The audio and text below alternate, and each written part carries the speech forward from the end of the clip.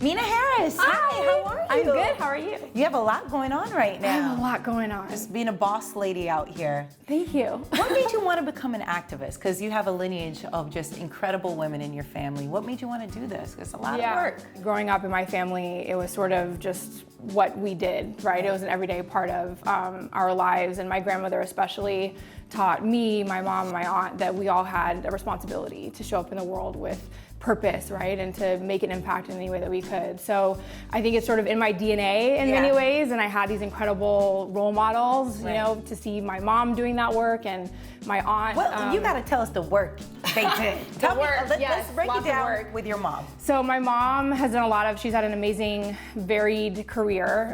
So she had me when she was 17, so she was a single mom. And it's just extraordinary now as a mom myself to realize even more how incredible it was, what she did back then and what she accomplished.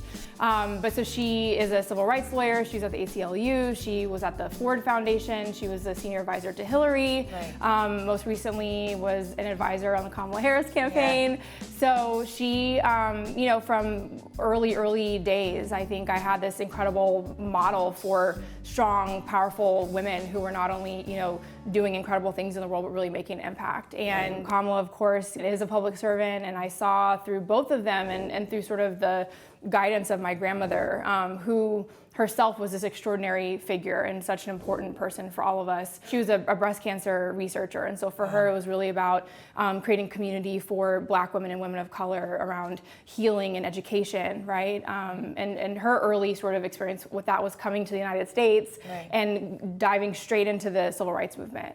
And when I think about that, you know, she had a choice, right? She could have chosen a different path. She came here to get an education, and really through her family and, you know, that same sort of sensibility around activism and, you know, community engagement said, I need to be a part of this, right? And so it's very much been a part of who I am. And then I think, you know, for a lot of people coming out of the 2016 election was this real jolt in this moment of, you know, something I had been carrying with me for my whole life, and I've been engaged my whole life, but really thinking about, wow, right? What can I do in this moment to make a difference? Yeah, be part of the solution. Exactly. And it felt, you know, it was overwhelming. I think it was unexpected. And I did what I could sort of in my own space and in my own sphere of influence. And for me, that was making a t-shirt. Right. And it took off. It really did. Yeah, it was totally unexpected. I mean, I think it spoke to just that feeling of that urgency and need for community and for women to... And inspiration too. Exactly. To actually identify with something that you're just like, oh, this is inspiring. Oh, you feel the same way I feel because we have this on.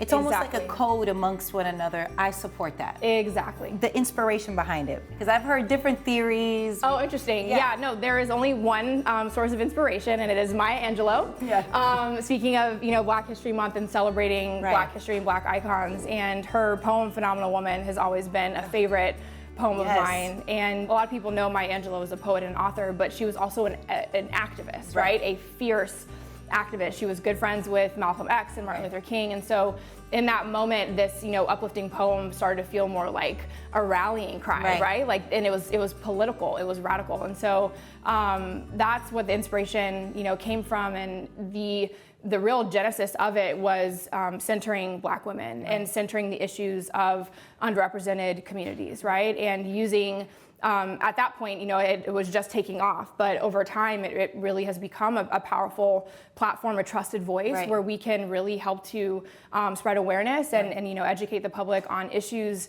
and talk about them in a way that I think you're not often seeing. You asked in the beginning about, you know, like being an activist, and I actually reject that term. Interesting. I don't consider myself an activist in part because I know real activists. Oh, of course. Including Alicia Garza. She has just become, you know, not only a dear friend, but a mentor and someone who I've been able to lean on in countless ways. She's incredible. She's incredible.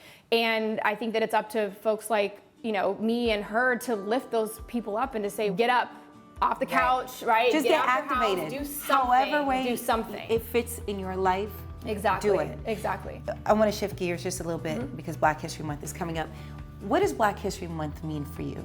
growing up in my household, it was sort of Black History Month was every day, right? Right? It wasn't just one month, it was this constant learning and education and appreciation. And likewise with Phenomenal Woman, I think about it in the same way, right? It's not just one day or one issue or one sort of limited period of time. It's how are we continuously thinking about this? How are we continuously raising awareness, not only around issues that affect the Black community, but celebrating, right, those icons and those leaders like Maya Angelou, like Shirley Chisholm, speaking of Kamala Harris's campaign, right? She would not have been there if it weren't for someone like Shirley Chisholm paving the way and being the first Black woman to run for president. Meena, thank you so much for such a beautiful conversation. Thank you. I know, I was like, the I'm kind about of to cry. conversation that I love, that Thank you. that I thrive off of. I really appreciate you being here today. You too. Thank you so much.